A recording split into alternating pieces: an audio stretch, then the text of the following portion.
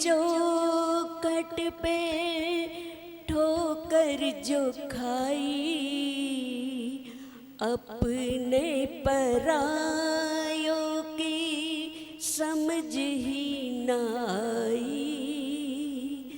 रिश्तों की चौखट पे ठोकर जो खाई, अपने परायों की समझ ही न आई। सच्चा जो तेरा रिश्ता न मिलता, ये जीवन हमारा दोबारा न खिलता। हमें गुरुदेव तेरा सहारा न मिलता, ये जीवन हमारा दोबारा न खिलता। किस्मत की मौजों ने कश्ती डुबोई, सब कुछ लुटा तो तेरी याद आई। किस्मत की मौजों ने कश्ती डुबोई, सब कुछ लुटा तो तेरी याद आई। अगर मेरी कश्ती को किनारा न मिलता, ये जीवन हमारा दोबारा न खिलता। हमें गुरुदेव तेरा सहारा न मिलता, ये जीवन हमारा दोबारा न खिलता, ये जीवन हमारा दोबारा न खिलता। वक्रतुंड महाकाय सूर्यकोटि समप्रभ, निर्विघ्नं कुरु मे देव, सर्वकार्येषु सर्वदा। रेशम वाली लाल चुनरिया मैं रंगवा के लाई रे, जय माता जी कहते कहते दूर दराज से आई रे। मेरी अखियों में बस माँ की छवि छाई रे।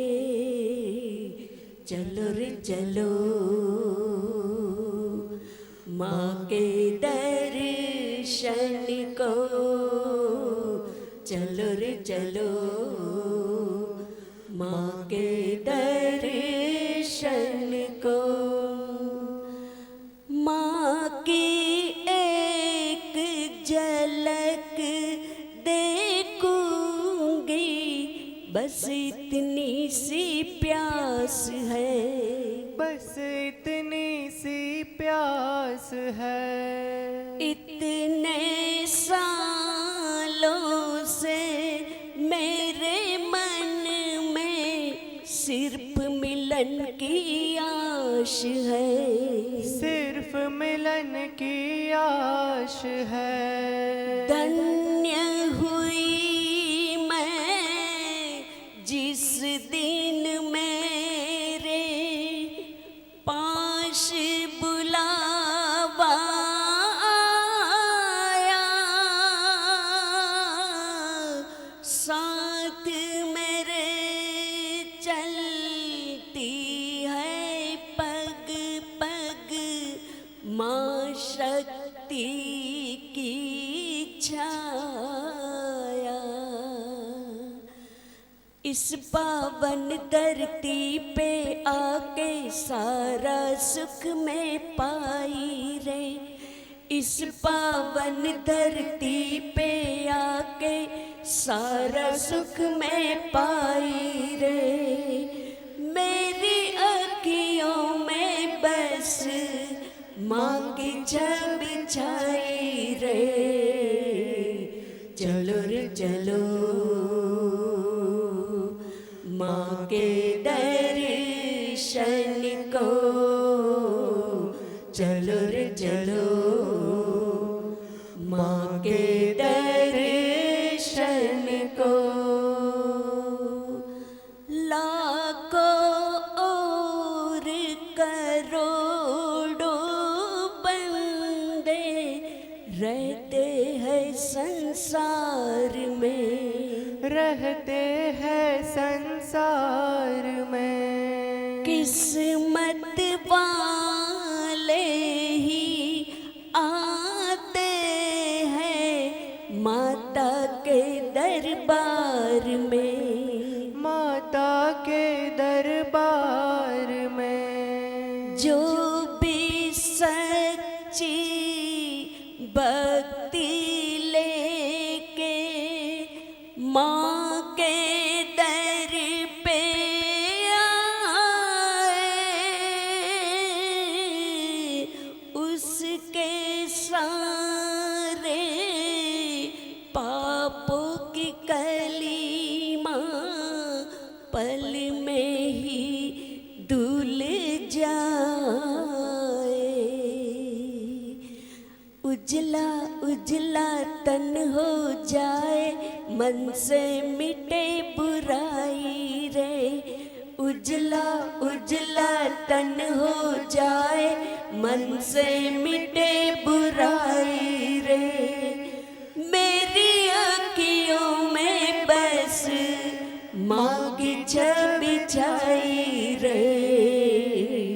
चलो रे चलो माँ के दर्शन को, चलो रे चलो माँ के दर्शन को, चलो रे चलो माँ के दर्शन को। बोलो माँ लक्ष्मी मात की। अज्ञानतिमिरान्धानां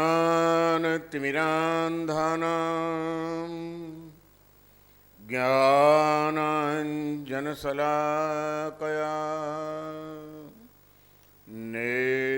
नेत्रमुन्मीलितं येन तस्मै श्री गुरवे नमः। या देवी सर्वभूतेषु शक्तिरूपेण संस्थिता, नमस्तस्यै नमस्तस्यै नमस्तस्यै नमो नमः।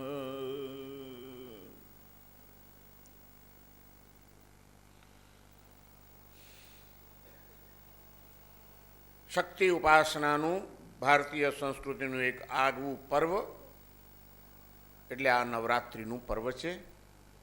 આ પર્વની અંદર જે દિવ્ય તત્વો છે, આ વિશ્વના જે દેવી તત્વની આરાધના છે, શક્તિ ઉપાસના આપણા સૌની અંદર રહેલી એક ચૈતન્ય શક્તિ, એક ચિતિ શક્તિ, એને જાગૃત કરવા માટે, જાગૃત થયેલી ચૈતન્ય શક્તિને વિશુદ્ધ કરવા માટે અને એને વધુને વધુ શક્તિશાળી બનાવવા માટે આ શક્તિ ઉપાસનાનું આયોજન પ્રાચીન કાળથી આપણા ઋષિમુનિઓએ કરેલું છે. આ ભારતની ભૂમિનું એ સૌભાગ્ય રહ્યું છે કે અહીં યુગે યુગે અનેક સંતો, મહંતો, અરિહંતો થતા જ રહ્યા છે. અને સગળાએ મહાપુરુષો, મહાપુરુષ એટલા માટે કહેવાયા કે એમણે માત્ર પોતાના આત્મકલ્યાણની ચિંતા કરી નહીં, માત્ર આત્મકલ્યાણની સાધના કરીને મૌન થઈને બેસી ન ગયા, પરંતુ એમણે વિશ્વના સર્વ જીવો કેમ સુખી થાય એની પણ એમણે ઊંડી ચિંતા કરી. સાધનાના પ્રયોગો કરીને સુખના કારણો અને દુઃખના કારણોની ઉપર ઊંડું ચિંતન કર્યું અને આવિષ્કારો કર્યા સાધનાના કેટલાક દિવ્ય માર્ગોના. એમાંનો એક માર્ગ છે આ શક્તિ ઉપાસનાનો માર્ગ. હિન્દુ પરંપરા, જૈન પરંપરા, બૌદ્ધ પરંપરા, દરેક પરંપરાની અંદર દેવી ઉપાસનાને પણ એક આગવું સ્થાન આપવામાં આવેલું છે પ્રાચીન કાળથી. અને એ દેવીની ઉપાસના કરવા માટેના માધ્યમ તરીકે યંત્ર અને મંત્રનું આલંબન એક શ્રેષ્ઠ આલંબન ગણવામાં આવ્યું છે. યંત્રનું આલેખન કરવાનું હોય, પૂજન કરવાનું હોય અને મંત્રનો જપ કરવાનો હોય. પણ આ યંત્રની દિવ્ય શક્તિઓ કોઈ માત્ર એક મટીરિયલ નથી. આ યંત્ર એ કોઈ તાંબાનું પતરું નથી કે સ્ફટિકનો ટુકડો નથી, પરંતુ એની અંદર રહેલી જે આકૃતિઓ છે એનું પણ એક બહુ મોટું વિજ્ઞાન છે. અને આપણા ઋષિમુનિઓ એ આકૃતિ વિજ્ઞાનના, અંક વિજ્ઞાનના અને શબ્દ શક્તિના અને ધ્વનિ શક્તિના મહાન સંશોધક વૈજ્ઞાનિકો હતા. અને એ બધાએ આપણા સુખને માટે જે યંત્રો વગેરેના આવિષ્કારો કર્યા. એમાંનું એક મહત્વનું યંત્ર છે શ્રી યંત્ર, જેની ઉપાસના કરવા માટે આજે તમે બધાની ભેગા થયા છો. શ્રી યંત્ર શેનું યંત્ર છે? હું દર વર્ષે સમજાવતો હોઉં છું કે આ માત્ર કોઈ અર્થ પ્રાપ્તિ માટેનું કે પૈસો બહુ મળી જાય કે અટકેલો પૈસો આવી જાય એ માટેનું જ આ યંત્ર નથી, પરંતુ જીવનનો સર્વાંગીણ વિકાસ થાય.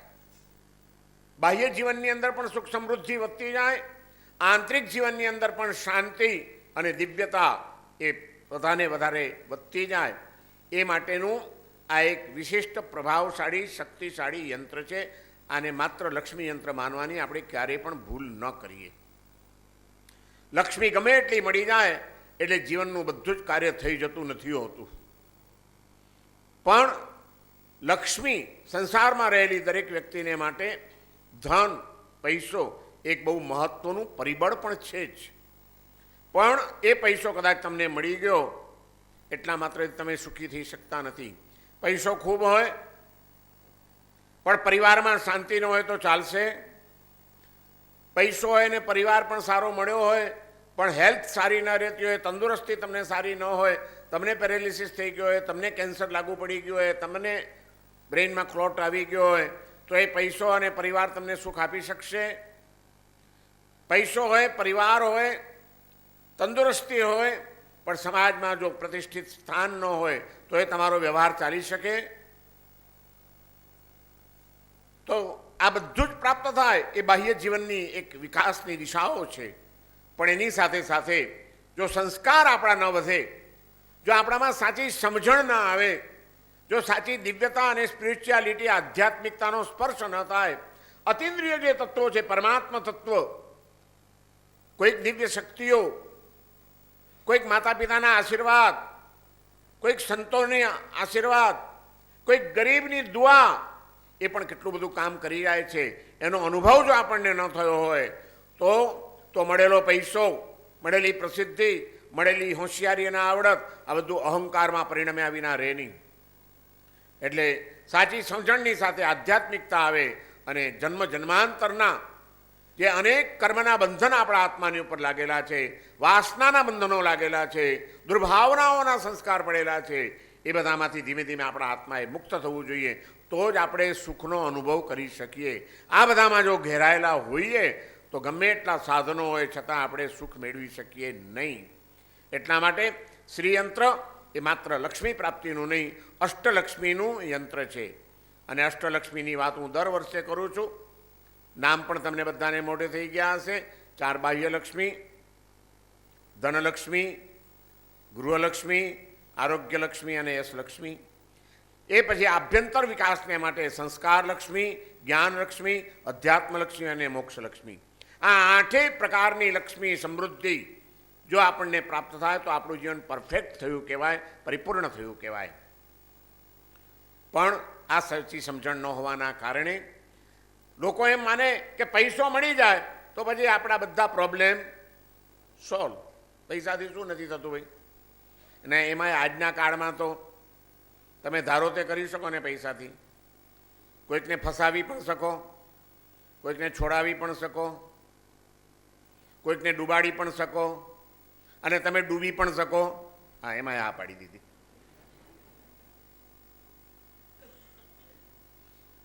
અર્થપ્રધાનતા જે વધી એણે આજના યુગની અંદર અને ખાસ કરીને આ વર્તમાન કાળમાં ઘણી મોટી સમસ્યાઓ ઊભી કરી નાખી છે. પૈસા પાછળનું પાગલપણું, પૈસાનો અતિરેક, પૈસો સહેલાઈથી મેળવવાના વગર મહેનતે, વગર પુરુષાર્થ કરે સહેલાઈથી કેમ પૈસો મળી જાય એ માટે ટોપીઓ ફેરવવાના, એ માટે ધંધાઓ બદલવાના, આ બધા જે અત્યારે દૂષણો ચાલ્યા છે એણે માણસની માણસાઈને ખતમ કરી નાખી છે. આજે માણસ ઉપરથી વિશ્વાસ ઉઠી ગયો છે. આકૃતિ માનવની મળી છે, પણ આપણે એમ કહી શકીએ એમ છીએ કે બધાને પ્રકૃતિ પણ માનવની જ મળી છે. માણસાઈ ક્યાં છે? અને માણસાઈ નહીં હોય તો માણસાઈ વિનાનો પૈસો તમને સુખી નહીં કરી શકે. માણસાઈ વગર જો તમે તમારા પરિવારમાં જીવવા જશો તો એ પરિવારમાં પ્રેમ અને શાંતિ ટકી શકશે? માણસાઈ, માનવ જીવનના મૂલ્યો એને ધ્યાનમાં લીધા વિના પશુની જેમ બધું જ ખાવા માંડશો, ભક્ષ્ય અને અભક્ષ્યના ભાનો ભૂલાઈ જશે, શું પીવું ને શું ન પીવું એનું પણ ભાન નહીં રહે તો આરોગ્ય લક્ષ્મી ટકવાની છે? અને એ બધા રવાડે ચડ્યા તો સમાજમાં પ્રતિષ્ઠા તો વધશે જ ને તમારી. બહુ સારા માણસ છે, કેટલાને અત્યાર સુધીમાં ઉઠાડ્યા, બોલો આવી હોશિયારી આવે? અરે આ એટલો હોશિયાર માણસ એની ગામ રમાડે અને ઘરવાળીઓ ગૌરવ લે. એ ગમે એવા હોય ને, પણ અમારી આગળ અમે શક્તિ. હા, આ નવરાત્રિમાં છે ને ઘણીવાર બહેનોને બહુ કેફ ચડતો હોય છે કે બધી શક્તિ અમારામાં જ છે, અમે દુર્ગા પણ બની શકીએ, અમે ધારીએ તો સરસ્વતીએ બની શકીએ, અમે ધારીએ તો લક્ષ્મી બી બની શકીએ, અને જો અમને છંછેડ્યા તો તમારું ભેજું ગાયબ કરી દઈશું, તમારો પૈસો ક્યાંય છૂ થઈ જશે ખબર પણ નહીં પડે. હા, એટલે હંમેશા સ્ત્રી એક શક્તિ છે, એને બહુ સાચવીને રાખવાની, એને છંછેડવાની પણ નહીં અને બહુ ચડાવવાની પણ નહીં. હા, ઇલેક્ટ્રિસિટી આ તો સીધી રીતે ચાલે તો ઘર ઘરમાં અજવાળા પાથરે, દેવીઓ કહેવાય આ તો. અને જો ઇલેક્ટ્રિસિટીના વાયર અનિયંત્રિત થયા તો જે અડે એને નીચો પાડે, ભડકા સળગાવે. હા, સ્ત્રી એ શક્તિ છે, પણ એ સ્ત્રીમાં જો સહન શક્તિ આવી જાય. મેં એકવાર વાત કરતો હતો હું કે સ્ત્રી એ શક્તિ છે, એટલે સ્ત્રીના જરાક મેં વખાણ કર્યા, તો દેવીનું રૂપ કહેવાય. તો ભાઈઓએ મને પૂછ્યું કે મારા સાહેબ સ્ત્રી શક્તિ છે તો ભાઈઓ શું? મેં કીધું ભાઈઓ સહન શક્તિ, કે આ બધાને સહન કરી લે છે. પણ હકીકતમાં માત્ર ભાઈઓને જ જરૂર નથી, સહન શક્તિની જરૂર જેટલી બહેનોને છે એટલી જ ભાઈઓને પણ છે. એ જો સહન શક્તિ આવી જાય કે ગમે તેવી પરિસ્થિતિઓ થશે, હું મારી મર્યાદાઓ નહીં ઉલ્લંઘું, ગમે તેવી પરિસ્થિતિઓ આવશે, તકલીફ આવે. અત્યારે કાળ દિવસે દિવસે ખરાબ ચાલી રહ્યો છે. છેલ્લા 4 વર્ષથી આપણે જોઈ રહ્યા છીએ, અને હું દર વર્ષે પૂજનમાં કહું છું કે આવતું વર્ષ એવું આવવાનું છે કે તમને એમ લાગશે કે આ ગયું વર્ષ તો સારું ગયું. 3 વર્ષથી કહેતો હતો કે સીધા રહેજો, આડાવડા ચાડા નહીં કરતા, લોભ લાલચમાં નહીં પડતા. તો એ કોઈક બિલ્ડર થવા ગયા ધંધા છોડીને, કોઈક વળી શેર બજારમાં રાતોરાત કમાવા ગયા.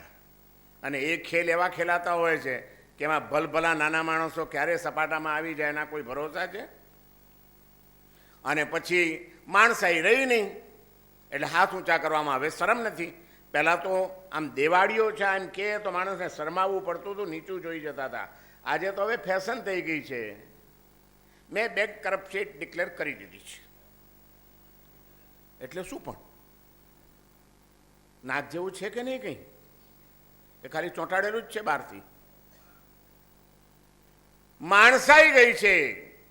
આપણા ઋષિ મુનિઓએ અષ્ટલક્ષ્મી 8 લક્ષ્મીનું સંકલન કરીને આ યંત્રની ઉપાસના એટલા માટે આપી છે કે બધાને જો સુખી કરવા હશે તો પહેલાં તમારામાં માણસાઈ જોઈશે. જો આજે માણસ બની જાય સાચો તો વિશ્વની ઘણી બધી સમસ્યાઓ ઉકલી જાય એમ છે. વિશ્વમાં અત્યારે ગૂંચવાડા ચાલી રહ્યા છે. દુનિયાભરમાં મંદી છે કે નહીં? દુનિયાભરનું અર્થતંત્ર ખોરવાયેલું છે. દુનિયાભરમાં રાજકારણ અનિશ્ચિત ચાલી રહ્યું છે. ક્યારે કયા દેશમાં શું થશે, ક્યારે રાજ્ય પલટો થશે, કોણ કોને ક્યારે ઉથલાવી દેશે, કંઈ ભરોસા છે? અર્થતંત્રના ઠેકાણા નથી, રાજ્યતંત્રના ઠેકાણા નથી, સમાજ જીવનના ઠેકાણા નથી.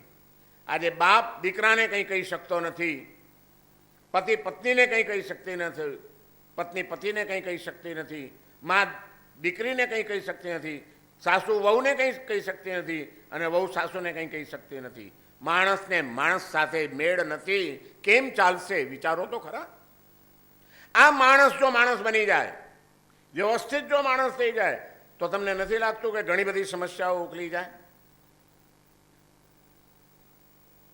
વિદેશની અંદર એક વૈજ્ઞાનિક થઈ ગયો, સંશોધન કરી રહ્યો હતો એક નવા સબ્જેક્ટ ઉપર. અને વૈજ્ઞાનિકોને હંમેશા શાંતિથી ચિંતન કરવા જોઈએ, ઊંડાણથી ચિંતન કરે. પણ એને ત્યાં એનું જ એક નાનું બાળક, 5 વર્ષનું 7 વર્ષનું બાળક હતું. એ ઘડી ઘડી આવીને અવાજ કર્યા કરે, ધમાલ કર્યા કરે, ડેડી ડેડી કર્યા કરે, ડિસ્ટર્બ કર્યા કરે. એટલે આનું ચિંતન તૂટ્યા કરે. વૈજ્ઞાનિકને થયું કે હવે નાનું બાળક છે ને કેવું એ શું? નાનું બાળક છે તો ઘડી ઘડી ડિસ્ટર્બ કરશે, દોડાદોડી કરશે, મુખ પછાડ કરશે. એને કંઈક કામ ધંધે લગાડી દેવો જોઈએ તો થોડીક શાંતિ થઈ જાય. એ વૈજ્ઞાનિકની પાસે એક વિશ્વનો નકશો હતો દુનિયાનો. અહીં અમેરિકા ખંડ આવ્યો, અહીં આફ્રિકા ખંડ, અહીં એશિયા ખંડ આવ્યો, અહીં યુરોપ ખંડ આવ્યો અને એના આ દેશો છે, એના આ દેશો છે. મોટો ઝીણવટ ભર્યો આખો નકશો. અને એમણે જાણી જોઈને નકશાને ફાડી નાખ્યો, ટુકડા કરી નાખ્યા. ટુકડા કરીને એના દીકરાને કીધું કે જો તું ઘડી ઘડી મને બોલાવે છે, તું બહુ હોશિયાર છે, હું તને તો સાચો હોશિયાર માનું. આ નકશો છે ને એ બરાબર ગોઠવી આપ, મારે હમણાં બહુ કામનો નકશો છે. આ ઉતાવળમાં બીજા કાગળ ફાડતા ફાડતા ફાટી ગયો છે. આ નકશો ગોઠવી આવો. વૈજ્ઞાનિકને થતું કે આટલો નકશો આવડા ટેણિયાને કાંઈ ખબર નથી, ગોઠવતા ગોઠવતા 4-6 કલાકે દમ આવી જશે. ત્યાં સુધી મને તો શાંતિ રહેશે, ધંધે લાગેલો રહેશે. છોકરાઓને ધમકાવીને કંઈ ન થાય, એને ક્યાંક એવા કામ ધંધે લગાડી દેવાનો. જે તોફાની છોકરા હોય એને મોનિટર બનાવી દેવામાં આવે સ્કૂલમાં, ખબર છે તમને? ધંધે લગાડવાનું. વૈજ્ઞાનિક થયું કે આને નકશો જોઈન્ટ કરવા આપી દીધો છે, 4-6 કલાક શાંતિ, હવે મારું કામ કરી શકીશ. અને બરાબર લાગી ગયો કામમાં. 10 મિનિટ, 15 મિનિટ, 20 મિનિટ થઈ અને છોકરો નકશો લઈને આવી ગયો જોઈન્ટ કરીને. વૈજ્ઞાનિક વિચારમાં પડી ગયો, પટ્ટીઓ છોડી દીધી, સેલો ટેપ. નકશો આ ટેણિયાને આટલી બધી ખબર ક્યાંથી પડી ગઈ? મેં તો એને કોઈ દિવસ ભણાવ્યો નથી, જ્યોગ્રાફીની એને કંઈ ખબર નથી, કેવી રીતે એને મેળવ્યો? એટલે છોકરાને કહે છે કે બેટા તું હજી કંઈ ભણ્યો નથી, જ્યોગ્રાફીની તને કંઈ ખબર નથી, આ દુનિયાનો નકશો તે સરખો કેવી રીતે ગોઠવ્યો? તો કે ડેડી તમારો નકશો તમારા ખાનામાં પડ્યો હતો ને, હું ઘણી વાર બધું તમારા કાગળિયા જોતો હતો, એમાં મેં જોયું હતું તો એ નકશાની પાછળ છે ને એક આગળમાં એક માણસનું ચિત્ર હતું.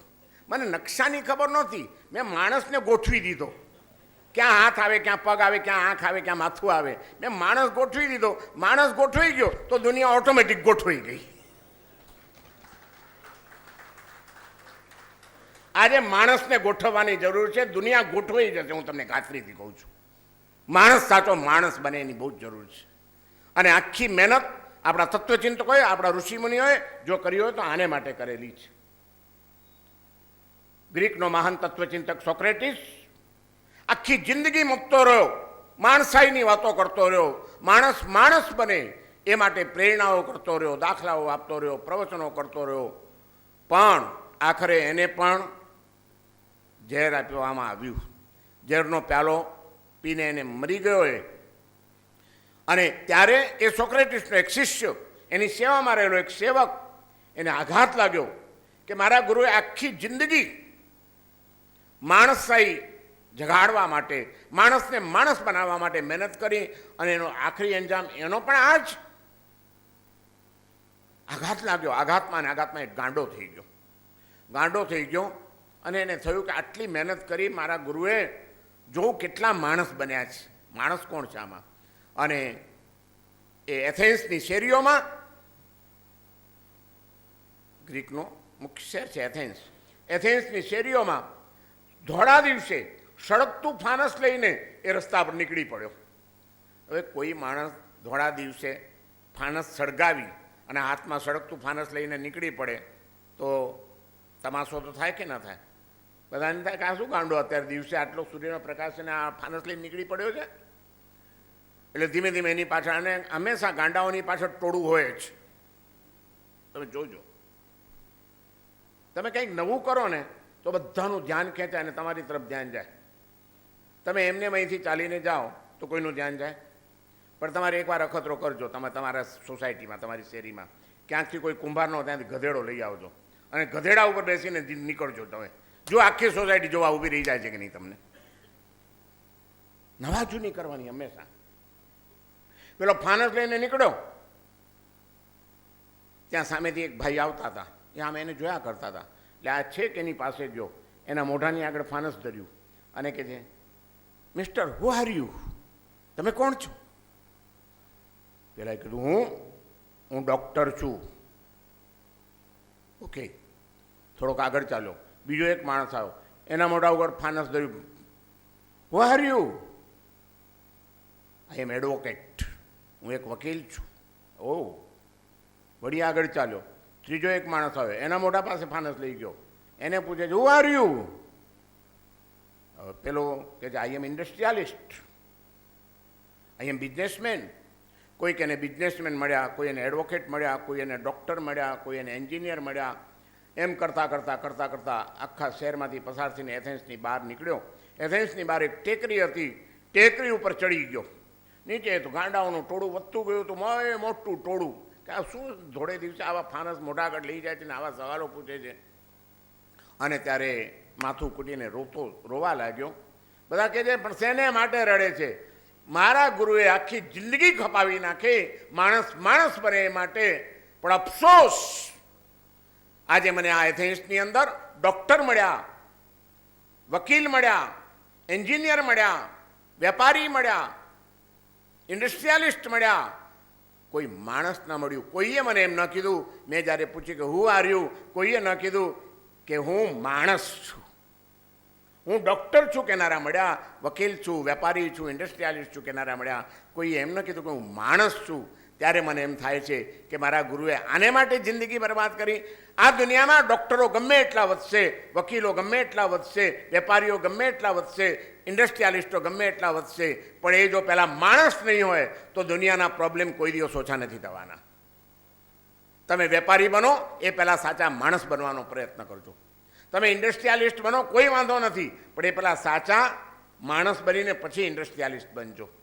તમે વેપારી બનો, વેપાર કરો, પણ એ વેપારમાં તમારી માણસાઈને ભેગી ભેળવજો. ખોટી ભેળસેળ નહીં કરતા, માણસની જિંદગીની સાથે છેડછાડ નહીં કરતા, એની જિંદગીને જોખમમાં મુકાય એવા ખોટા ધંધા નહીં કરતા.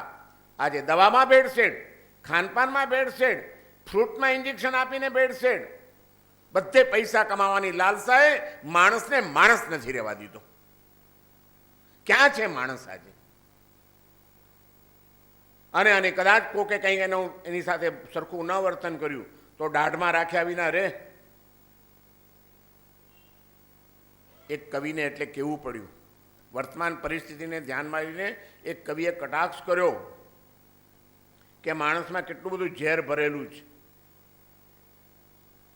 એકલું ઝેરથી ભરેલું આ પ્રાણી છે. કવિ લખે છે કે આદમી में इस तरह विष भर गया है, आदमी में इस तरह विष भर गया है, देख करके विषधरों का वंश सारा डर गया है. સાપ ડરી ગયો. હવે સાપને જોઈને માણસ ડરે એ તો કોમન વાત છે, પણ હવે તો માણસને જોઈને સાપ ડરવા લાગ્યા છે કે એના સ્વાર્થ ખાતર ક્યારે મને મારી નાખશે, ક્યારે મને મારી ચીરીને મારું એ લોહી પી જશે, એનો કોઈ ભરોસો છે? એવાય રાક્ષસો આ દુનિયામાં જ છે. હો, જીવતા સાપને ચીરીને અને નીચોવીને લોહી પીનારા આ દુનિયાના દેશોમાં જ છે. હું દુનિયા ફર્યો છું અને એવી દુકાનોમાં લટકતા એવા સાપો મેં જોયા છે.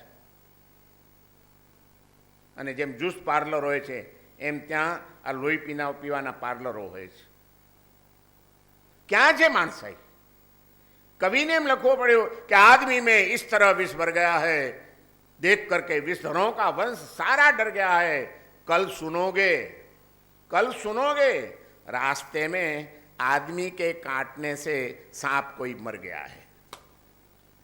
એટલું ઝેરીલું પ્રાણી થઈ ગયું છે કે સાપ કરડ્યો અને માણસ મરી ગયો તો ઘણી વાર સાંભળ્યું. હવે એવું સાંભળવા મળે તો નવાઈ નહીં પામતા કે માણસ કરડ્યો અને સાપ, અને માણસને કરડતા તો આવડે જ છે, એ કંઈ શીખવવું પડે એવું થોડી વાત છે.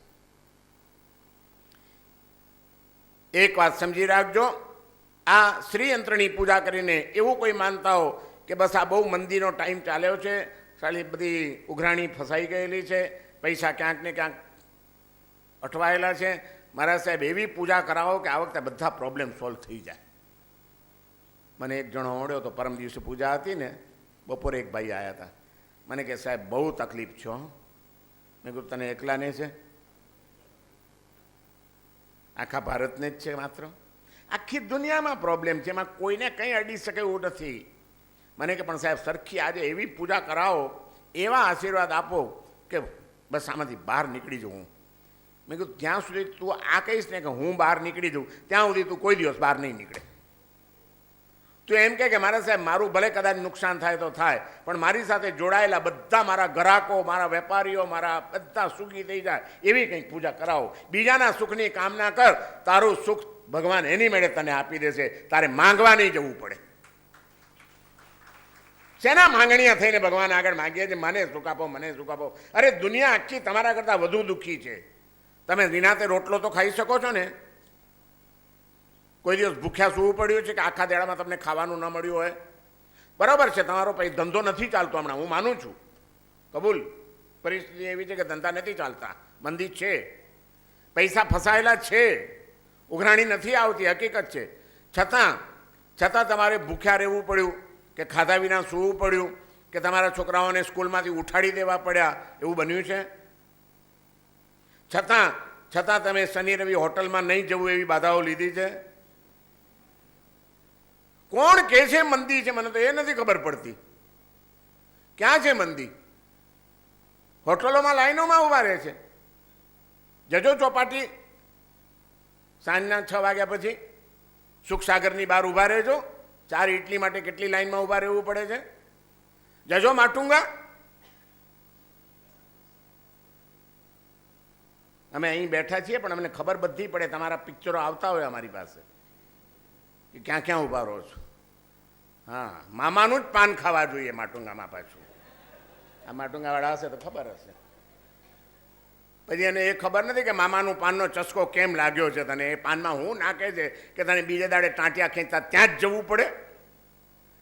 એ હેલ્થને તને કેટલું નુકસાન કરશે, તારી તબિયતને ધનોત્પનોત કાઢી નાખશે. એ પાનના ડૂચા એક દિવસ કેન્સર રૂપે બહાર નીકળી આવશે, એની ખબર નથી. પણ મજા આવે છે ને, મજા જ કરો. હવે મજા કરવાના જ દિવસો છે, મજા કરો. પૈસો મળી જાય એટલે સુખ મળી જાય એવું માનવાની ભૂલ ક્યારેય નહીં કરતા. પૈસો મળશે પણ એની સાથે જો સંતોષ નહીં હોય તો એ પૈસો તમને સુખ નહીં આપી શકે. પરિવાર મળશે સારો પણ તમે સુખી જ થશો એવો નિયમ નથી. પરિવારની દરેક વ્યક્તિ એકબીજાને સમજવાની ભૂમિકા નહીં કેળવે તો સુખ નહીં મળે. ખાવાનું દુનિયામાં ખૂબ મળશે, નવા નવા ટેસ્ટ મળશે, પણ શું ખાવું ને શું ન ખાવું એ ભક્ષાભક્ષીનો વિવેક નહીં હોય તો આરોગ્ય લક્ષ્મી તમારી નહીં ટકે. પૈસો મળે એની સાથે સંતોષ મળવો જ જોઈએ. પરિવાર મળે એમાં પરિવારની સાથે સમજણ આવવી જ જોઈએ. અને સમૃદ્ધિ મળે, વાહ વાહ થાય, બધું મળે ત્યારે બીજા જીવોની પ્રત્યે હૃદયમાં કરુણા, સક્રિય કરુણા પ્રગટ થવી જોઈએ. કરુણાની વાતો નહીં. બિચારા બહુ દુઃખી છે, સાધર્મિકો કેટલા દુઃખી છે ને આ તો જુઓ આ બધું ક્યાં પૈસાના ધુમાડા થઈ રહ્યા છે. એટલે આ સાધર્મિક દુઃખી છે એવું દુઃખ તને લાગ્યું હોય તે કેટલા સાધર્મિકોને સહાય કરીએ કે તે કેટલા સાધર્મિકોની જવાબદારી લીધી જિંદગીમાં કે આ એક સાધર્મિકની જિંદગીની જવાબદારી હું લઉં છું. લીધી કોઈ નહીં. જ્યાં સુધી આપણે કંઈ કરવું નથી ત્યાં સુધી આપણને કંઈ પણ બોલવાનો અધિકાર નથી. બીજાના સુખની ચિંતા આપણને નથી જેટલા આપણી સ્વાર્થની આપણને ચિંતા છે. મારું બરાબર થઈ જવું જોઈએ, બીજાનું જે થવું હોય તે થાય, એ એનું પડે ભાઈ, એના કર્મ એ ભોગવે. આપણે શું, આપણે નવા કર્મ બાંધવાના ઊંધું ચતું કરીને. મારે અષ્ટલક્ષ્મીની જાજી ચર્ચા કરવી જ નથી. આ બધું આવશે તો અષ્ટલક્ષ્મી આવી જ જશે તમારી પાસે. દર વખતે બહુ સમજાવ્યું અષ્ટલક્ષ્મી. આપણે કોઈ દિવસ બીજાના સુખ માટે આપણા સુખને જતું કરતા શીખ્યા છીએ ખરા? અને એ જો કરુણા આવે તો એ કરુણા એ ભગવાનનો ગુણ છે. દરેક તીર્થંકર થાય છે એની ઉત્કૃષ્ટ કરુણાના કારણે. એવી કરુણાને જે પોતાના જીવનમાં સ્થાન આપે છે એની ઉપર તીર્થંકરોની કૃપા વૃષ્ટિ થયા વિના રહેતી નથી. એના અશુભ કર્મના બંધનો તૂટ્યા વિના રહેતા નથી. ભગવાન ઉપર ભરોસો રાખો અને સાચી ભાવના રાખીને નાનામાં થોડામાં પણ થોડુંક કોકને સુખ વહેંચતા શીખો. પછી જુઓ ભગવાન તમને અનેક ગણું સુખ આપે છે કે નહીં. શ્રદ્ધા છે આપણને ભગવાન ઉપર, શ્રદ્ધા છે આપણને આપણા ભાગ્ય ઉપર કે મારા ભાગ્યમાં હશે તો ક્યાંય જવાનું નથી. અને જો ભાગ્યમાં નહીં હોય તો ગમે એટલું સાચવવાની મહેનત કરું છતાં મારી પાસે રહેવાનું નથી. એ શ્રદ્ધા છે આપણને. આપણને કર્મમાં શ્રદ્ધા છે, આપણને ભાગ્યમાં શ્રદ્ધા છે, આપણને ભગવાનમાં શ્રદ્ધા છે. શ્રદ્ધા ક્યાં છે આપણને? અરે જે હશે તે, મારા ભાગ્યમાં જે હશે એ મને મળ્યા વિના રહેવાનું નથી. કદાચ વહેલું મોડું મળે એવું બને, પણ ભાગ્યને કોઈ લૂંટવી શકતું નથી. પૈસા લૂંટી શકે છે, ભાગ્યને કોઈ લૂંટી શકતું નથી. મારા ભગવાન ઉપરની મારી શ્રદ્ધા અતૂટ છે. જ્યાં સુધી હું એને સમર્પિત છું ત્યાં સુધી એ ભગવાન મારી લાજ રાખશે ને રાખશે. એ અતૂટ શ્રદ્ધા છે. પણ ભગવાન શું કરે, કેવી રીતે રાખે આપણી લાજ? એ તર્કનો પ્રશ્ન નથી, એ શ્રદ્ધાનો પ્રશ્ન છે. દુશાસન ચીર ખેંચવા બેઠો હતો દ્રૌપદીના, ત્યારે ચીર કોણે પૂર્યા અને કેવી રીતે પૂર્યા એ તર્કનો પ્રશ્ન નથી, એ શ્રદ્ધાનો પ્રશ્ન છે, એ ઇતિહાસનો પ્રશ્ન છે, એ સ્વીકારનો પ્રશ્ન છે. નરસિંહ મહેતાની ઊંડી પાસ કેમ થઈ ગઈ, અજાણ્યા શેઠે પણ કેમ એની ઊંડી પાસ કરી દીધી, એ તર્કનો પ્રશ્ન નથી, શ્રદ્ધાનો પ્રશ્ન છે. આપણી શ્રદ્ધા અતૂટ બની શકી છે ખરી કે ના? મને ભગવાન ઉપર શ્રદ્ધા છે, ભગવાન બધું સારું જ કરશે. કદાચ મને આજે કંઈક ખોટું લાગી રહ્યું છે તો એમાં પણ કંઈક મારું હિત સમાયેલું હશે. કોઈક મોટા નુકસાનમાંથી ભગવાન મને બચાવવા માંગતા હશે, માટે આજે થોડું દુઃખ આપ્યું છે. માટે જેટલા પ્રેમથી મેં સુખને સ્વીકાર્યું હતું એટલા જ પ્રેમથી પ્રભુનો પ્રસાદ માનીને આજે દુઃખને પણ મારે સ્વીકારી લેવું છે. એ પ્રેમથી સ્વીકારતા આપણે શીખ્યા છીએ ખરા? જે દિવસે એ સમર્પણની ભાવના, એ સ્વીકારની ભાવના આવી જશે એ દિવસે ભગવાન કેવી રીતે તમારી લાજ રાખશે એ આપણને નહીં સમજાય. તમે એમ કહેશો કે એ તો દ્રૌપદીને થયાને કેટલા વર્ષ થયા? કૃષ્ણ ભગવાનને 5000 વર્ષ પહેલાંની મારા સાહેબ તમે વાત કરો. એ નરસિંહ મહેતાને કેટલા વર્ષ થઈ ગયા? અત્યારે તો હળહળતો કળિયુગ ચાલે છે, 5મો આરો ને એમાં એક કળિયુગ. એમાં મારા સાહેબ આવી બધી શ્રદ્ધા ક્યાં ચાલે? રાખીને જુઓ એકવાર શ્રદ્ધા. બિહારની અંદર એક સંત થઈ ગયા, ફક્કડ બાબા. સંસારનો સાચા દિલથી ત્યાગ કર્યો અને સાધુ થઈને સાધના કરી.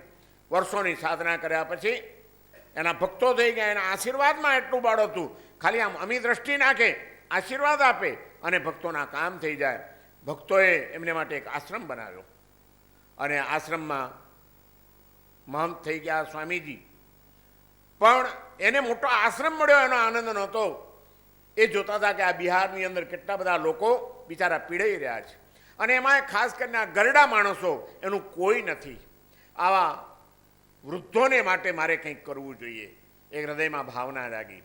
પણ પહેલેથી ખુમારી સાથે જીવન જીવેલા, કોઈ દિવસ કોઈની પાસે પૈસાની માંગણી કરેલી નહીં, કોઈ ફંડફાળા કરેલા નહીં. સાચો સંત એને માંગવું નથી પડતું હતું, એને ભગવાન પૂરું પાડતો હોય છે. માંગવું પડે ત્યારે સમજી લેવું કે આપણામાં કંઈક ખામી છે. અને ધીમે ધીમે સંતો ભક્તો આવી આવીને એ સંતના ચરણે દક્ષિણાઓ ધરવા લાગ્યા. સંત કે મારે શું કરવું છે? પણ ના સ્વામીજી, અમને તમારા આશીર્વાદથી અમે સુખી થયા છીએ, અમારે તમને અર્પણ કરવું છે, તમારે જ્યાં કરવું હોય તે કરજો. અને એમાંથી એમણે ગરડાઓ માટેનો એક વૃદ્ધાશ્રમ શરૂ કર્યો. ધીમે ધીમે એ વૃદ્ધાશ્રમ વધતો ગયો. ભક્તોની દાન દક્ષિણા વધતી ગઈ. માંગવા ક્યાંય નથી જતા, પણ સામેથી આવ્યા વિના રહેતું નથી. અને એમ કરતા 250 વૃદ્ધોનો એ વૃદ્ધાશ્રમ થઈ ગયો. હવે એની વ્યવસ્થા કરવાની, રોજ બધાને જમાડવાના, રાખવાના, બાંધકામ કરવાના, એટલે બધું આખું તંત્ર ઊભું કરવું પડે. તંત્ર ઊભું થઈ ગયું છે. વ્યવસ્થા માટે મહંતે કીધું મને આ બધી ઉપાધિ કંઈ ફાવે નહીં, હું તો ભગવત ભજન મારું કર્યા કરું. એક મેનેજર રાખી દીધો. એ મેનેજર નિષ્ઠાવાન, મહેનતથી કામ કરે, એને પગાર મળી જાય અને ધ્યાન રાખે વૃદ્ધોનું બધું જ. અને એમ કરતાં ચાલ્યું. સંત ક્યાંય માંગવા જાય નહીં, અને કોઈ દિવસ કોઈ તોટો વૃદ્ધાશ્રમને પડે નહીં.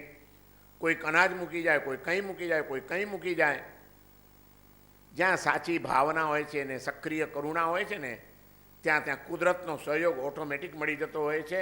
અને એ દિવ્ય તત્વના પ્રભાવો અને શ્રદ્ધાના ચમત્કારો એવા સર્જાતા હોય છે કે એને માટે પછી ક્યાંય કોઈ દિવસ કંઈ ચિંતા કરવી પડતી.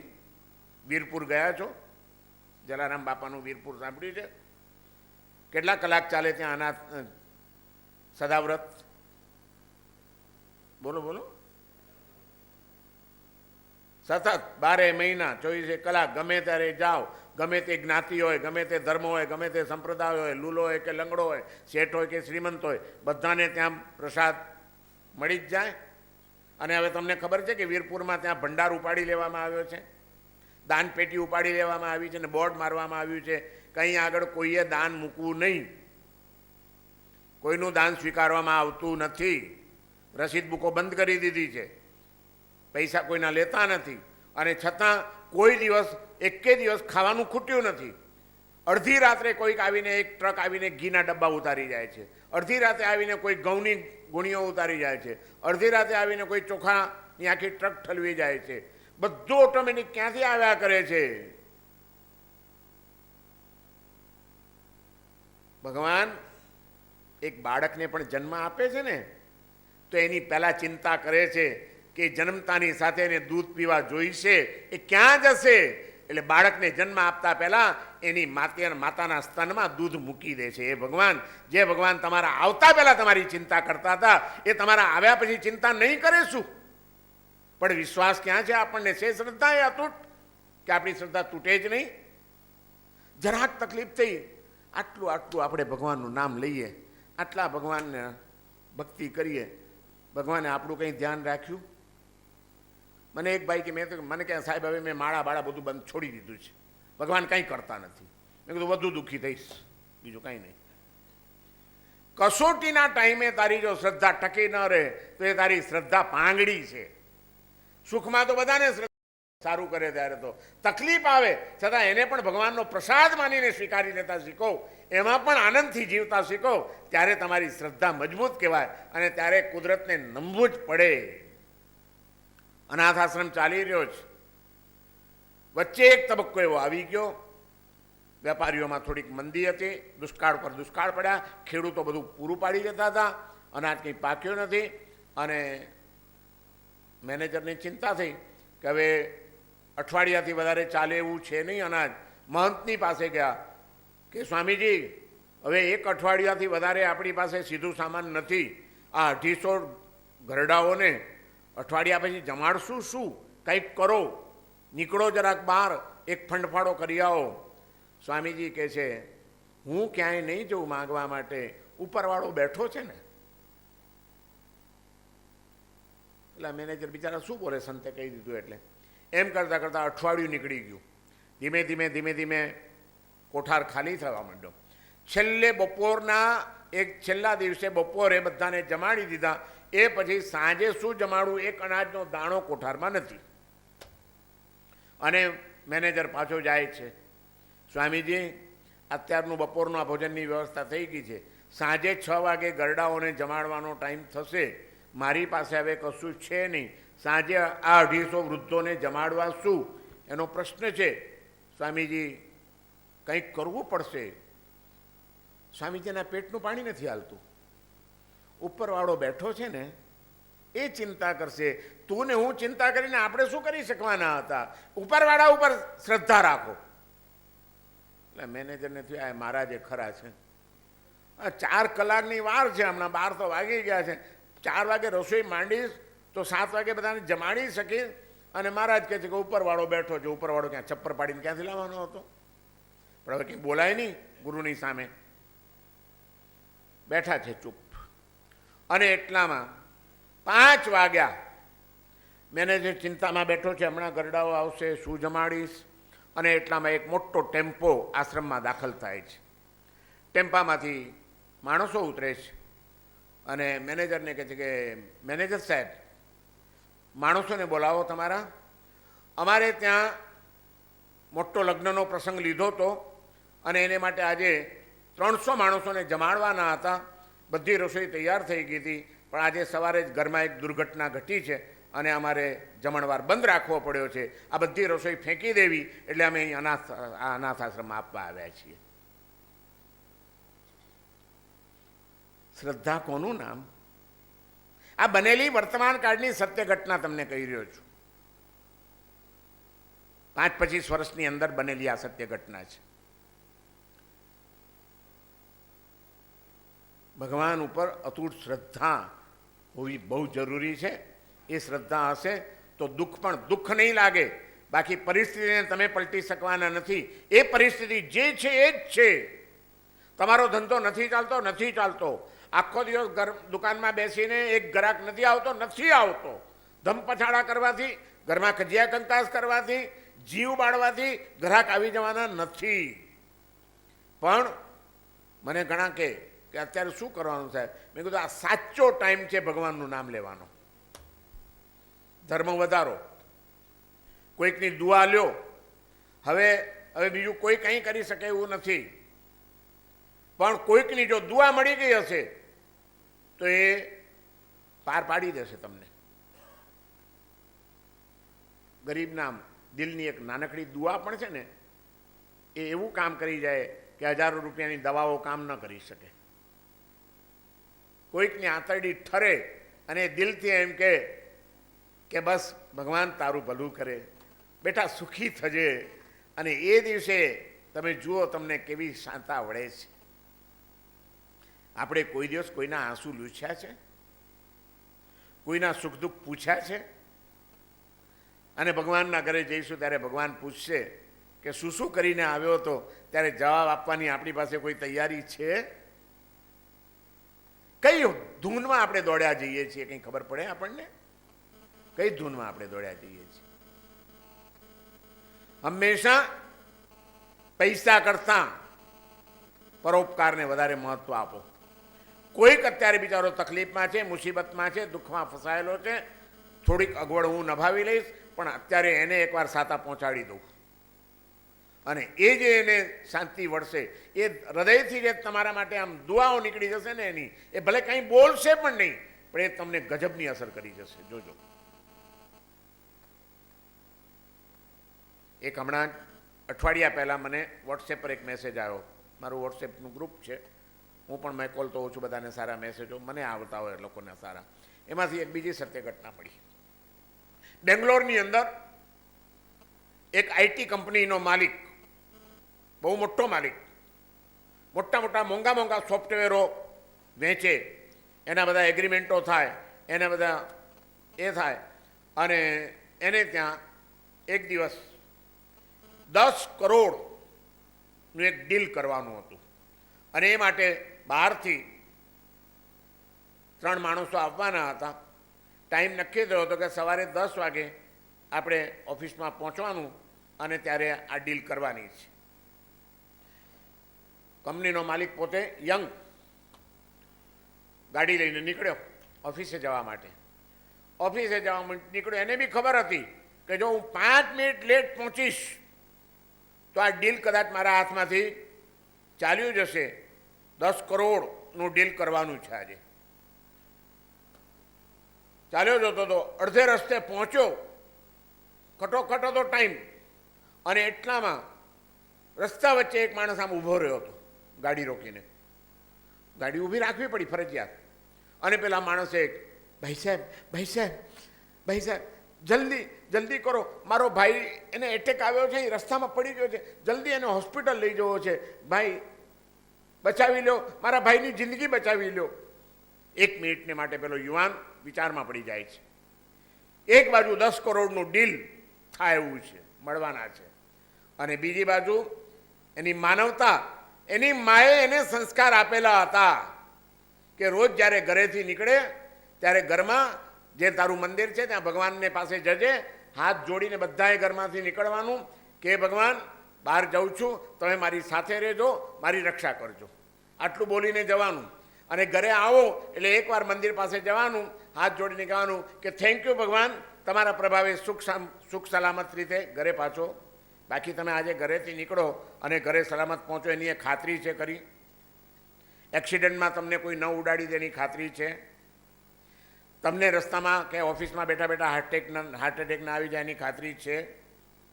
તમને કોઈની સાથે વાત કરતાં કરતાં બ્રેઇનમાં ક્લોટ આવીને તમે પેરાલિસિસમાં પડી જાઓ, ન પડી જાઓ એની કોઈ ખાતરી છે? કોઈ ખાતરી નથી. ત્યારે તમારી રક્ષા કોણ કરશે? આણે એની માએ એને નાનપણથી સંસ્કાર આપ્યા હતા. આ ભારતની ભૂમિ ઉપર જન્મ લેવાનું આ જ પુણ્ય છે. દુર્લભમ ભારતે જન્મ આપણા ઋષિમુનિઓએ કીધું છે. કારણ કે અહીંયા આગળ ગળથુતીમાં પૈસો મળે કે ન મળે, સંસ્કાર પહેલા મળે છે.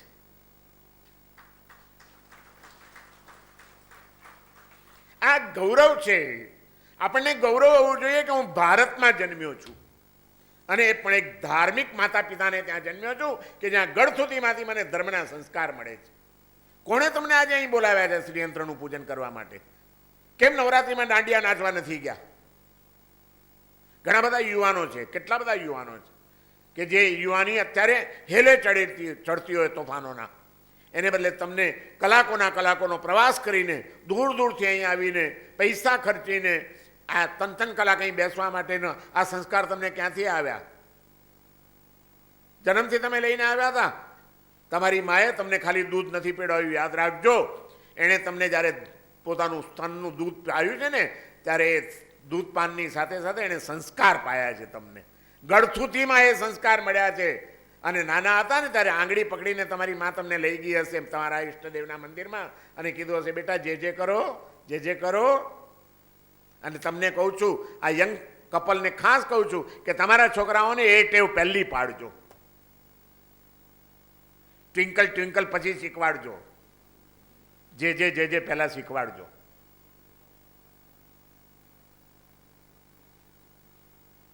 પેલો ઘરેથી કહીને નીકળ્યો હતો અને રસ્તામાં પેલા એ કીધું, ભાઈ સાહેબ 1 મિનિટ માટે વિચારમાં પડી ગયો કે એક બાજુ 10 કરોડનું ડીલ જો મોડો પડ્યો તો કદાચ ડીલ જાય, અને બીજી બાજુ મારી માનવતા મને કહે છે કે અત્યારે કોઈની જિંદગી બચાવવાની છે, તો જિંદગી બચાવવી કે મારા પૈસા બચાવવા?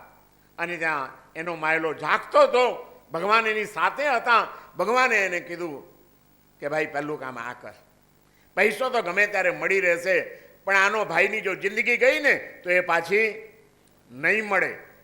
અને એણે કીધું ઓકે લઈ આવો, તમારા ભાઈને અહીં લઈ લો. અને પાછળનો દરવાજો ખોલ્યો, પેલાને બેસાડી દીધો કંઈ જોયા વિના. સીધી એને ગાડી, એને ખબર હતી હોસ્પિટલ ક્યાં છે મોટી, સીધી હોસ્પિટલ બાજુ ગાડી એમ દોડાવી મૂકી. ગાડી દોડતી હોસ્પિટલના દરવાજે પહોંચી અને પેલો કહે છે કંપનીનો માલિક કે ચલો હોસ્પિટલ આવી ગઈ, અને પોતે ઉતરે છે કે પેલાને ઉતારવા માટે. પાછળનો દરવાજો ખોલે છે, પાછળની સીટ ઉપર કંઈ હતું જ નહીં, ખાલી. અરે ક્યાં ગયા? વિચારમાં પડી ગયો. એનાથી આ મેં માણસને પહેલાં એ ગાડી રોકી, મેં એને બેસાડ્યો અને માણસ એ પણ નથી, કોઈ અંદર બીમાર નથી, ગાડીમાં કોઈ જ નથી, ગયું કોણ? વિચાર કરે છે. એટલામાં એના મેનેજરનો ફોન આવ્યો, શેઠ ભગવાનની દુઆ કરજો, તાજેતરમાં જ ખબર પડી છે કે આ કંપની જે 10 કરોડનું આપણી સાથે ડીલ કરવાની હતી અને આપણા સોફ્ટવેર લઈ જવાની હતી એ ફ્રોડ કંપની છે, ભગવાને આપણને બચાવી લીધા છે 10 કરોડમાં. શ્રદ્ધા રાખો. ચમત્કારો આ કાળમાં પણ બને છે. ગમે તે સ્વરૂપે ભગવાન આવીને તમારી રક્ષા કરી લે છે. પણ ઘરેથી નીકળતા પહેલા કહેજો કે ભગવાન બહાર જાઉં છું, મારી સાથે રહેજો, મારી રક્ષા કરજો. અને સહી સલામત આવો એટલે થેન્ક યુ કહેવાનું ભૂલતા નહીં. કોઈ એક ચા પાઈ દે તો એ થેન્ક યુ કહી દઈએ છીએ. અને ભગવાન જેવા ભગવાનની પાસે કોઈ દિવસ ઉભા રહીને થેન્ક યુ કીધું કે ભગવાન તે મને આટલો મોટો કર્યો, આટલે સુધી પહોંચાડ્યો, થેન્ક યુ પ્રભુ, થેન્ક યુ. એમ બોલતા બોલતા કોઈ દિવસ ગડગડો થયો આપણો અવાજ? ભગવાનનું એ મહત્વ, ભગવાનની એ કરુણા, ભગવાનની અચિંત્ય શક્તિ, એની ઉપર આપણો કોઈ અતૂટ વિશ્વાસ છે ખરો? મૂકી દો દ્રૌપદી ને કૃષ્ણની વાત મૂકી દો. હમણાં નરસિંહ મહેતાની વાત નથી કરવી મારે આ કડીકાળની વાતો કરવી છે. બોલો, સચ્ચી પુકાર હે તો બેડા પાર હે. આપણી પુકાર સાચી હોવી જોઈએ, શ્રદ્ધા અતૂટ અને અખૂટ હોવી જોઈએ. ગમે તેવી પરિસ્થિતિ ડામાડોળ થાય તો એ ભગવાન ઉપરની શ્રદ્ધા આપણી ન હાલે, એ આપણી કસોટી છે. સારું હોય ત્યારે તો બધા સારું જ કે. આ શ્રીયંત્રની સાધના કરીને શું મેળવવાનું છે? આ સંસ્કાર લક્ષ્મી મેળવજો તો એ પૈસો પણ આવશે ને, તેની સાથે તમને સંતોષ લાવશે, ભગવાન આપશે. કે જે છે એમાં સંતોષ રાખ. વધુ લાલચમાં હમણાં પડવા જેવું. મને હમણાં પણ હજી 2 કલાક પહેલાં એક આવ્યા હતા, મને લાગે તમારામાંથી જ કોઈક ભાઈ હતા, સ્પોન્સર બધા મિત્ર મંડળ છે ને એમાંથી જ હતા કોઈક. મને કે મારે સાહેબ ગઈ વખતે તમે કીધું તો હવે આવતું વર્ષ કેવું લાગે છે તમને? મેં કીધું હું કંઈ ભવિષ્ય વેચતા છું? પણ મેં કીધું ભાઈ મારું મગજ એમ કહે છે કે હજી શાંતિ પકડીને બેસી રહેવા જેવું છે. હમણાં કોઈ હજી લાલચમાં જવા જેવું નથી કે નવા કોઈ અખતરા કરવા જેવા નથી. આ ટાઈમ અત્યારે વધારે ધર્મ કરવાનો અને વધારે ભગવાનનું નામ લેવાનો ટાઈમ છે. બાકી શાંતિથી રોટલો મળે છે તો એ ખાઈને શાંતિથી સૂઈ જજો. એવું આવતું વરસ આવશે એવું મને લાગે છે. મારે આમ કેવું પડ્યું, બીજું શું કહું? કંઈક ગોળ ગોળ તો કેવું પડે. હાવ તો એમ કોઈકે શ્રદ્ધાથી પૂછ્યું એટલે જવાબ તો આપવો જ પડે. અને આપણે કંઈ ત્રિકાળ જ્ઞાની તો છીએ નહીં, પણ થોડી ઘણી જે બુદ્ધિ મળી છે ને ભગવાનની થોડી ઘણી કૃપા છે. હું 3 વર્ષથી કહેતો આવ્યો છું કે આવતા વર્ષે એમ લાગશે કે ગયું વર્ષ સારું હતું. એ હજી મને કંઈ સમય સારો દેખાતો નથી જ્યારે ધ્યાનમાં બેસું ત્યારે. એટલે કહું છું કે બચી તો બચાય એટલું બચજો, કોઈ નવા અખતરાઓ કરવામાં પડતા નહીં. ને બાકી જે પૈસો છે એને સાચવીને રાખજો, નહીં તો એ જશે. વ્યાજની લાલચમાં ઘણા બધા ડૂબી ગયા છે અત્યારે, અને દિવાળી પછી હજી કેટલા ડૂબ્યાના સમાચાર મળે છે. જોજો, મને યાદ કરજો ત્યારે. પછી એ મુંબઈ હોય કે સુરત હોય કે અમદાવાદ હોય કે ગમે ત્યાં હોય, રોજ એક નવી મોકાણના સમાચાર આવતા હોય છે, રોજ. આજે થોમસ કુક વાળો ઉડી ગયો, આજે આ ઉડી ગયો, આજે આ જ્વેલર્સે દેવાળું કાઢ્યું, અને આજે આણે આપઘાત કર્યો, કાલે પેલો ભાગી ગયો દેશ છોડીને. એકે દાડો ખાલી જાય છે મોકાણ વિનાનો. પણ એમાંથી તમે અત્યાર સુધી બચ્યા છો એનું કારણ આ સાધનાઓ છે. દોડીને દર વર્ષે ક્યાંથી તમે આવો છો. શ્રીયંત્ર શું કરે? પૈસા અપાવે ના, ખાડામાં પડતા બચાવશે ખરા તમને, જો શ્રદ્ધા હશે ને સાધના હશે તો. બાકી કંઈ ખોટી આશા ને ખોટી લાલચમાં આવતા નહીં કે મારા સાહેબ એવી પૂજા કરાવી દો કે મારા બધા ઉઘરાણીના પૈસા આવી જાય. નથી આવવાના. સ્વીકારીને ચાલો. જે છે એને બચાવી રાખો. હવે પૈસો હશે એની સાથે સંતોષ જોઈશે જ. પરિવાર જે છે તે છે. દરેકના સ્વભાવ જુદા રહેવાના છે. એમાં જેટલું એકબીજાને સમજવાની કોશિશ હશે, સ્નેહની સાથે જો સમજણ નહીં હોય તો સ્નેહ તમારો અતૂટ નહીં બની શકે. ભક્ષ્યાભક્ષ્યનો વિવેક નહીં હોય, ખાણીપીણીમાં કંટ્રોલ નહીં હોય તો આરોગ્યલક્ષ્મી નહીં ટકી શકે. તમારી સમાજમાં પ્રતિષ્ઠા સારી નહીં રહે ખોટા ચેંચાડા કરવા જશો તો. સંસ્કાર સારા નહીં હોય, સમજણ નહીં હોય, કોઈ મા બાપની દુઆઓ લેવાનું નહીં શીખ્યા હોઈએ, સંતોની પાસે જઈને એમના આશીર્વાદ નહીં લઈએ, અને ખોટા સંસ્કારોમાંથી, ખોટા મનની દુર્ભાવનાઓમાંથી, નેગેટિવ થિંકિંગમાંથી બહાર નહીં નીકળીએ તો બધી રીતે બરબાદ થયા સિવાય બીજો કોઈ રસ્તો નથી. અને જો આટલું આવી જાય તો 8 લક્ષ્મી તમારા આંગણામાં નાચવા આવશે. લક્ષ્મીજીને તો 9 દિવસ નાચવું છે, પણ માણસ લક્ષ્મીજીને બેહાડી દે છે ને પોતે જ નાચ્યા કરે છે. હા, વાદળડી વરસી રે, પણ એની તો વરસે જ ચાલ્યા. તું પલડ ને તો હવે રેઇનકોટના ડ્રેસ પહેરીને રમવા ગયા. પલળવું જ નથી કોઈને. ક્યાં આમાં ક્યાં ભગવાન બચાવી શકે તમને? મને કહો તો ખરા તમે. છોડો આ બધી વાત, આપણે પૂજા કરીએ એમાં ભલું છે. અષ્ટલક્ષ્મી બહુ થઈ ગઈ. આ બધી સમજણ કેળવજો. સંતોષ, આજે 3 વસ્તુ લઈને જાઓ. પૈસાની સાથે સંતોષ, પરિવારની સાથે સમજણ, અને જેમ જેમ આગળ વધો, વાહ થાય સમાજમાં, જ્ઞાન વધે, સંસ્કાર વધે, તેમ તેમ સક્રિય કરુણા. કરુણા લુખ્ખી નહીં, વાતોની નહીં. નાનું પણ સત્કાર્ય રોજ કરજો. ગાયને હાથમાં લઈને રોટલી ખવડાવજો, અને ગાય એની જીભ તમારા હાથને અડે ને એ દિવસે સમજજો કે આજનો દિવસ તમારો સારો. રોટલી ટીપો. પહેલાંનો અમારો રિવાજ હતો ભારતીય સંસ્કૃતિનો કે બહેનો રોટલી ટીપતી હતી તો નાનકડા ટેણિયાઓને પણ સંસ્કાર પડે એટલા માટે બોલીને ટીપતી હતી, પહેલી રોટલી કૂતરાની. હવે તો ગણતરી કરીને કરવાની હોય. જો આ 3 રોટલી ખાય છે, આ 2 રોટલી ખાય છે, આ 5 રોટલી ખાય છે, કેટલી રોટલી જોઈએ? અત્યારે ખરખસરથી ચાલો ભાઈ. પરિસ્થિતિ, હા, પરિસ્થિતિ ગમે એટલી ખરાબ હોય, પણ અમે શનિવારે સાંજે, રવિવારે સાંજે હોટલમાં જવાના. ત્યાં અમને પરિસ્થિતિ ખરાબ નથી લાગતી. પણ કૂતરાને રોટલા નાખવા છે, ગાયોને ઘાસ નીરવું છે, પક્ષીને ચણ નાખવા છે, તો ત્યાં મોંઘવારી નડે છે, ત્યાં કરકસર યાદ આવે છે. આપણે ક્યાં છીએ? સક્રિય કરુણા કરો, નાનું સત્કાર્ય કરો. હું એમ નથી કહેતો કે તમે હજારોના દાન આપો, લાખોના દાન આપો, રોજ 100 રૂપિયા વાપરો. અરે તમે રોજ 5 રૂપિયાનું પણ સત્કાર્ય કરો. 2 કેળા લઈને કોઈક રસ્તામાં ભિખારી બેઠો છે, એને 2 કેળા આપી દો, એના કેળાથી પેટ ભરાઈ જશે. અને એ પેટ ભરાઈને જે તમને દુઆ આપશે ને એ 5 રૂપિયા નહીં, એ દિવસે તમને 500 રૂપિયાનો ફાયદો કરાવી દેશે. અખતરો કરી જુઓ 1 મહિનો. આ સાચો રસ્તો આ છે. સમય ખરાબ આવી રહ્યો છે, પણ ખરાબ સમયને સુધારવો હોય તો એ આપણા હાથની વાત છે. 8 પ્રકારની લક્ષ્મી એને ધબકતી રાખીએ આપણે આપણા જીવનની અંદર. એ જ આ સાચી શ્રીયંત્રની સાધનાનું પરિણામ છે.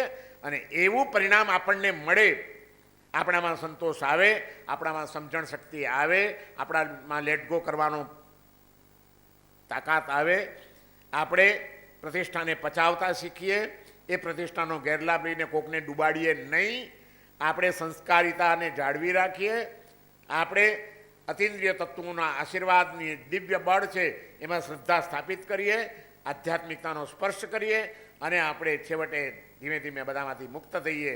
આ અષ્ટલક્ષ્મીની પ્રાપ્તિ આપણે બધાએ કરવાની છે. અને એવી અષ્ટલક્ષ્મીની પ્રાપ્તિ સૌને થાય એવી ભાવના સાથે આ હું તમને 3 કલાક બેહાડું છું ને હું એ બેસું છું. તમારે એક જ વર્ષમાં બેસવાનું હોય છે, મારે 5 વાર બેસવાનું હોય છે. તમે પલાંઠી વાળી છે, મેં પલાંઠી જ વાળી છે. તમે કદાચ 60-70 હશો, હું 73નો છું. ચિંતા નહીં કરતા. આપણે પોઝિટિવ માઇન્ડ રાખીએ તો ભગવાન આપણી સાથે છે. તો કરીએ શરૂ પૂજન આપણે. ચાલો, ઓકે. પાછા આપણે બહુ આડો આવડો ગયો, હું બહુ ઇધર ઉધર તમને ફેરવ્યા. હવે પાછા આપણે થોડાક ભક્તિમાં જઈએ. સરસ એક ભક્તિ ગીત સાથે આપણે થોડાક વાતાવરણને ભક્તિમય બનાવીએ. બેન મહારાજે સરસ માતાજીનું પહેલું ભક્તિ ગીત ગાઈ લીધું, અને હવે કેવલના મુખેથી આપણે એક સરસ ભક્તિ ગીત સાંભળીશું, અને ત્યાર પછી પૂજનનો પ્રારંભ.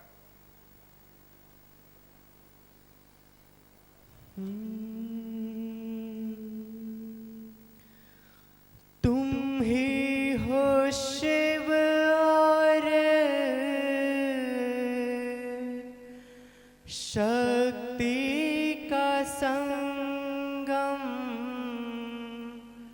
तुम ही हो शिव और शक्ति का संगम, सब कुछ तुम्हारा, सब तुमको अर्पण, अब तेरा मैं हूँ, मुझ में ही तू है, हमें रास्तों की जरूरत नहीं है, हमें तेरे पैरों के निशान मिल गए हैं, हमें रास्तों की तुम ही से ज्ञान का दीपक जलाए, तुम ही से घन घोर अंधेरा मिटा है, तुम जो नहीं तो मैया कुछ भी नहीं है, हमें रास्तों की जरूरत नहीं है, हमें तेरे पैरों के निशान मिल गए हैं, हमें रास्तों की छाए जो दिल पे घम का अंधेरा, छाए जो दिल पे घम का अंधेरा,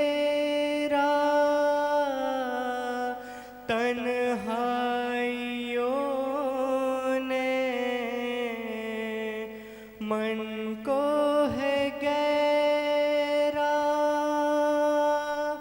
खिलता सवेरा लेकर तू रूबरू है, हमें रास्तों की जरूरत नहीं है, हमें तेरे पैरों के निशान मिल गए हैं,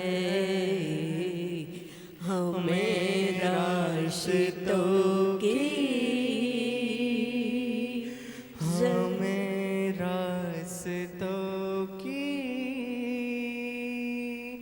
जरूरत नहीं है, हमें तेरे पैरों के निशान मिल गए हैं। બોલો મહાલક્ષ્મી માત કી। આજના પૂજનના જે સ્પોન્સરર છે એમને અમિતભાઈ એમનું નામ આપશે અને એ મેમ્બરો ઉપર આવશે અને માતાજીને કમળનો હાર પહેરાવશે। સૌથી પહેલો લાભ એમને આજે એ આપવામાં આવ્યો છે। ભૂપેશભાઈ શાહ મિત્ર મંડળ। બોલો બોલો મહાલક્ષ્મી માત કી જય। આટલા વ્યક્તિ બેઠેલા છે જેનો અવાજ કોઈનો નથી આવ્યો। બોલો બોલો મહાલક્ષ્મી માત કી હવે બરોબર।